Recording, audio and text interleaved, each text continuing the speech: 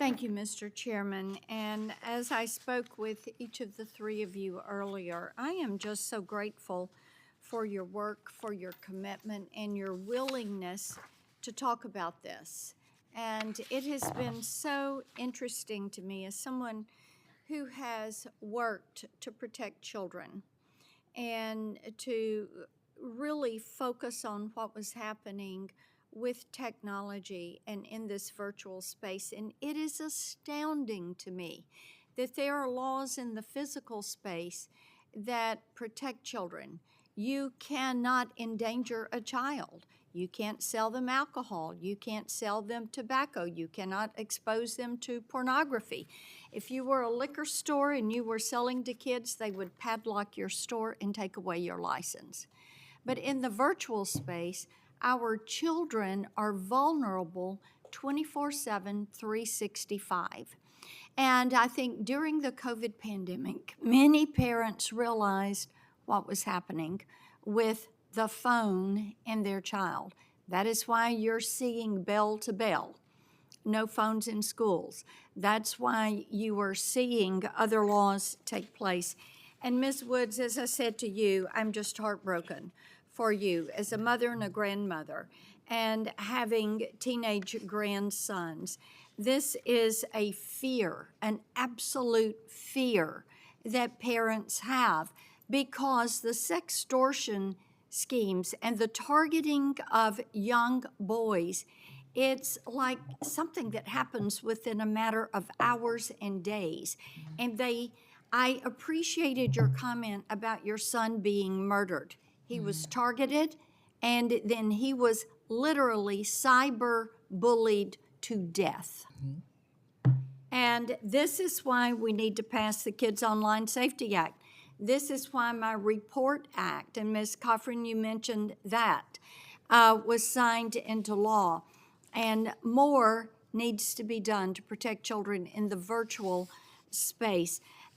Ms. Woods, I want to come to you and just give you a minute to talk about why these platforms should be required to force safety by design and to put that burden on these social media platforms to root out these bad actors. Yes, so there's a number of things that I would like to say with that. First of all, social media and different applications actually, I say, save face. So they say that they have parental controls.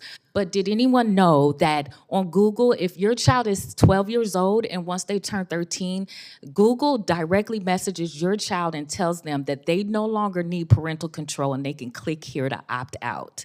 That's what I mean by parental controls are not enough. We are put and made to have a responsibility as parents to protect our children in every way. And yet there's other obstacles involved that intervene in us parenting our child in the most appropriate way. The other thing too is that by social media actually making sure that we have laws in place like the Social Media Act, Parental Act, is making sure that we can monitor our kids better. But when there's acronyms like when my son said, "I'm going to kill myself," it would have alerted me. It would have alerted any parent that had lost their children's lives, and it would have told me something's wrong. I wish that even today, 3 years later, that I would have known half of the things that I would have had, or even be put in a position where I could have taught my son to come to us in certain manners. He came to us for whatever, if it was a hole in his sack, whatever he needed. But yet, our social media platforms took a time to not say anything. So what advice would you give to parents right now, sitting there today? My advice that I would give to parents is to talk to your children about sextortion and any other child exploitation. I knew nothing about it. Every parent that lives here today that has a child has a privilege I did not have. It is free. Let's talk about it. Let's educate our children. And what I would say to children is be vulnerable one more time.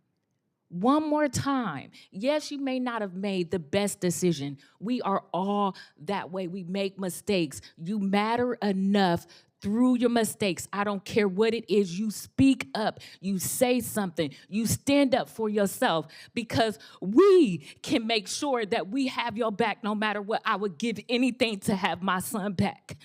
And if they have to learn, if they have to see James' face, if they have to see my tears, I'm going to make sure that it happens. If it means that I can save your grandchildren, I'm going to do it.